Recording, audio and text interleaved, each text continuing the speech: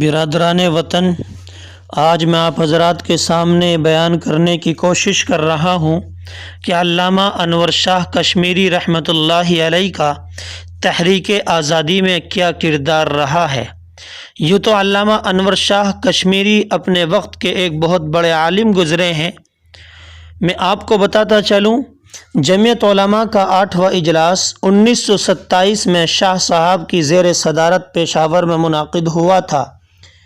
اس تاریخی اجلاس میں بحیثیت صدر آپ نے نہایت عالمانہ خطبہ دیا، جس میں مسلمانوں کو پورے جوش و جذبے کے ساتھ تحریک آزادی میں حصہ لینے کی تلقین فرمائی، نیز قرآن و حدیث سے استدلال فرمایا۔ اسی خطبے میں شاہ صاحب نے اس رہنما دھیان دلایا کہ کسی حکومت سے آزادی عطا کیے جانے کی ہرگز توقع نہیں رکھنی چاہیے، اس لیے کہ آزادی عطا نہیں کی جاتی بلکہ وہ جد و جہد اور قربانیوں سے حاصل کی جاتی ہے۔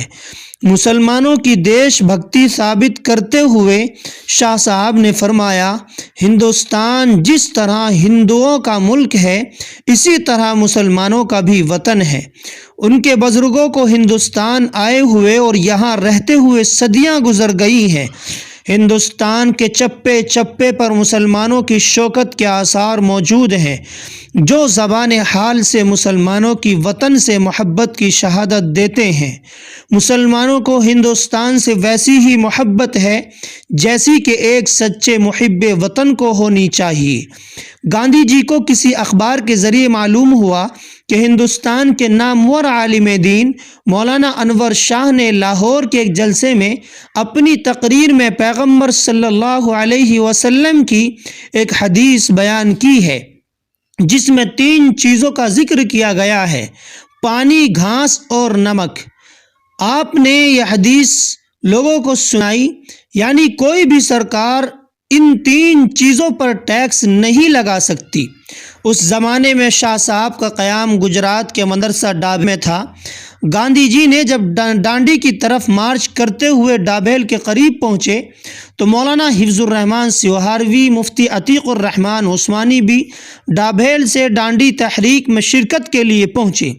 گاندھی جی کو علم تھا کہ دونوں حضرات شاہ صاحب کے شاگرد ہیں۔ گاندھی جی ان سے کہا، آپ لوگوں کے استاذ مولانا محمد انور شاہ کشمیری رحمۃ اللہ علیہ نے نمک کے متعلق جو حدیث بیان کی ہے، آپ اس حدیث کا انگریزی میں ترجمہ کر کے مجھے دے دیں۔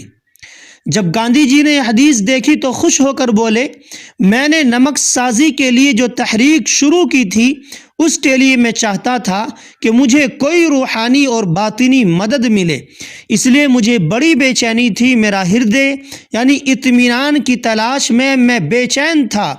اب مولانا محمد انور شاہ صاحب کشمیری رحمۃ اللہ علیہ کی بیان کردہ حدیث سے معلوم ہوا کہ میرے اس کام کو پیغمبر صلی اللہ علیہ وسلم کی تائید حاصل ہے، اور میرے ساتھ ایک بڑی روحانی اور آسمانی امداد شریک ہے۔ اب مجھے اپنے کام کی سچائی کا پورا یقین ہو گیا۔ آپ صلی اللہ علیہ وسلم کی اس حدیث شریف کا انگریزی ترجمہ ینگ انڈیا سے موقر اخباروں کے صفحہ اول پر مسلسل شائع ہوتا رہا۔ یہ ہے علامہ انور شاہ کشمیری رحمۃ اللہ علیہ کی جد و جہد اور قربانیاں، جو ملک کی آزادی میں اور بہت سارے کارنامے علامہ انور شاہ کشمیری رحمۃ اللہ علیہ نے انجام